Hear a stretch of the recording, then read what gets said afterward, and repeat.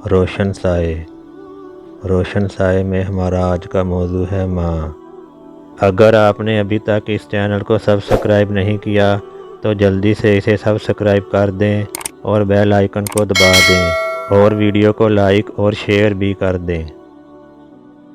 جو معاشرہ ماں کا احترام قائم نہیں رکھ سکتا اس معاشرے میں تو پیغمبروں کا احترام بھی قائم نہیں رہ سکتا۔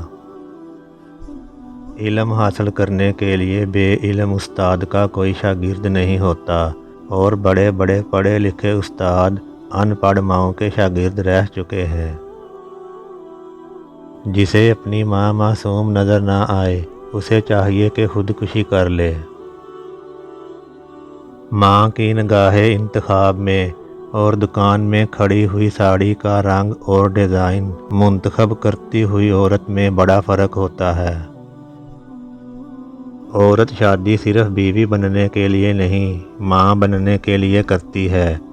یہ سب قربانیاں اس نے اولاد کے لیے دی ہیں۔ عورت کی فطرت ماں بننا ہے، صرف بہن یا بیوی بننا نہیں۔ بیوی تو وہ صرف ماں بننے کے لیے بنتی ہے، ماں بننا اس کی فطری تمنا ہے۔ یہ ماں اور اولاد کے رشتہ معصوم ہی کا فیض ہے کہ ہر چند مائیں خوبصورت نہیں ہوتیں، پھر بھی کسی کو اپنی ماں بدصورت نظر نہیں آتی۔ ماں کو بچے سے محبت ہے، اور جس ماں کا کوئی بچہ نہیں اسے بھی اپنے بچے سے محبت ہے۔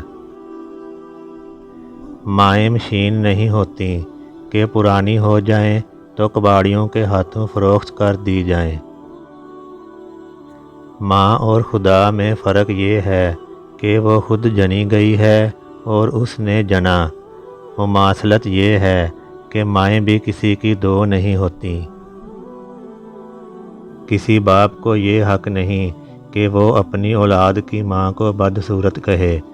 باپ اگر کہے کہ میری بیوی بدصورت ہے اور اولاد کو اپنی ماں خوبصورت نظر آتی ہو تو فکری اور نظری تصادم کو کون روک سکے گا؟